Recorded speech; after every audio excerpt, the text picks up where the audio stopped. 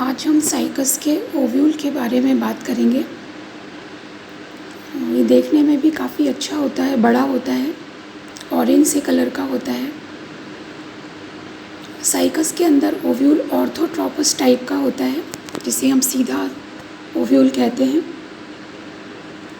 और अब हम इसकी, जैसा कि डायग्राम में दिखाई दे रहा है, हम इसकी डिटेल्स को देखते हैं।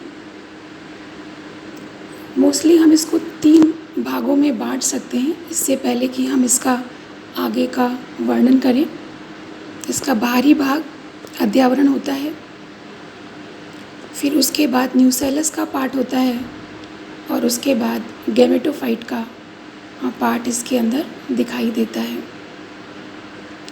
तो जैसा कि दिखाई दे रहा है, सबसे पहले माइक्रोपाइल, जो इसका मुख हम कह सकते हैं, ओपनिंग जिसे हम कह सकते हैं, जहाँ से कि पोलन ग्रेन्स इसमें एंटर करते हैं फर्टिलाइजेशन से पहले और पॉलिनेशन के बाद। तो वो एंड हमें माइक्रोपाइल का दिखाई यहाँ पर दे रहा है। और उसके बाद हमें यहाँ पर ये अध्यावरण दिखाई दे रहे हैं बाहर के। ये जो अध्यावरण है, जिसे हम इंटेग्यूमेंट कहते हैं, ये यूनिटैग्मिक होता है। यूनि का मतलब एक और टैग्मिक का मतलब इंटेग्यूमेंट। तो एक ही इसमें अध्यावरण या बाहरी आवरण होता है, लेकिन ये जो बाहरी आवरण है ये काफ़ी थिक होता है, और ये एक इंटेग्यूमेंट ही 3 भागों में बटा हुआ होता है, जिसे हम आउटर, मिडिल और इनर इंटेग्यूमेंट कहते हैं। इस 3 लेयर के इंटेग्यूमेंट के अंदर इसकी विशेषता ये है कि इसमें बाहरी और आंतरिक, आउटर और इनर, ये दोनों इंटेग्यूमेंट का जो नेचर है वो तो एक सा होता है, और मिडिल जो लेयर है इंटेग्यूमेंट की वो अलग होती है। तो जैसा कि यहाँ डायग्राम में दिखाया जा रहा है, आउटर और इनर ये दोनों फ्लैशी लेयर्स हैं, मासल लेयर कह सकते हैं। और सेंटर का जो पार्ट है, जो यहाँ पर ऐसे पतली पतली लाइनों से दिखाया गया है, ये मिडिल इसका स्टोनी लेयर है। तो इंटेग्यूमेंट काफ़ी स्ट्रॉन्ग है, जो इसके अंदर के मटेरियल को अच्छे से प्रोटेक्ट करके रखता है। तो इंटेग्यूमेंट के बाद जो नेक्स्ट पार्ट आता है वो इसका न्यूसेलस का है, और न्यूसेलस के अंदर फिर आर्किगोनिया प्रेजेंट होते हैं। लेकिन अभी हम इंटेग्यूमेंट के थोड़े से और पार्ट्स को देखते हैं। हम इस पूरे ओव्यूल को देखें, जो अंडाकार दिखाई देता है, ऊपर की तरफ माइक्रोपाइल ओपनिंग है।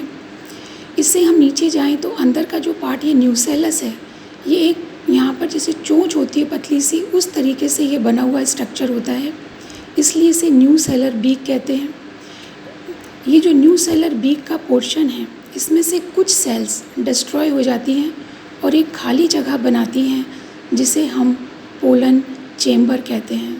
और जैसा कि नाम बता रहा है पोलन चेम्बर, कि जब पोलन्स रिलीज़ होकर के पॉलिनेशन के बाद आएंगे तो माइक्रोपाइल से, क्योंकि माइक्रोपाइल का मतलब एंट्री है, यहाँ से एंट्री करते हुए ये पोलन चैम्बर में कलेक्ट हो जाते हैं।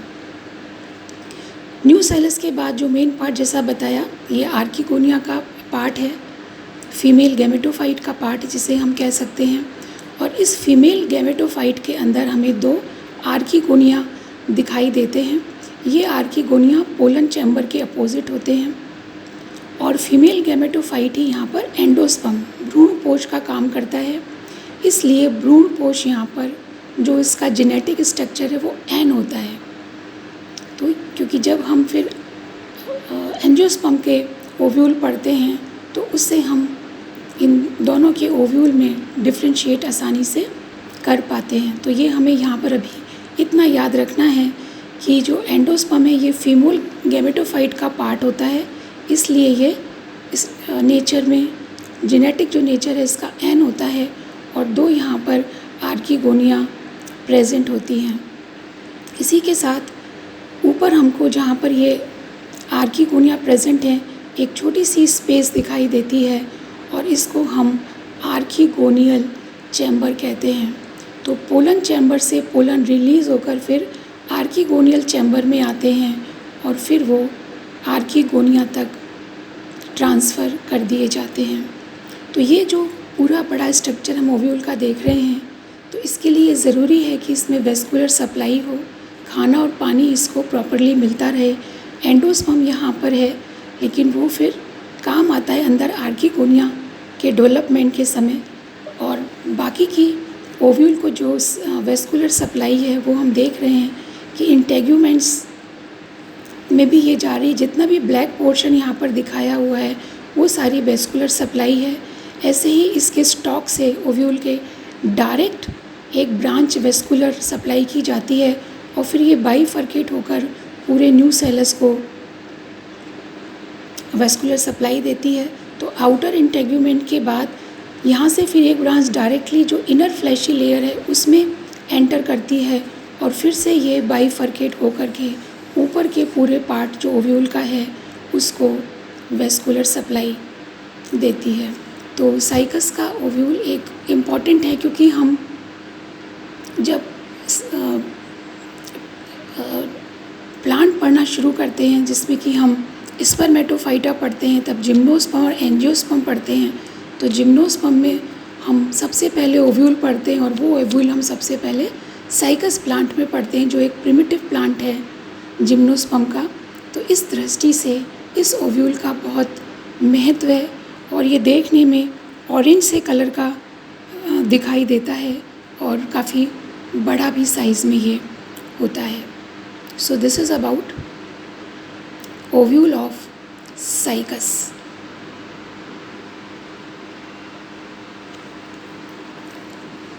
और इसके पॉइंट्स देख लेते हैं।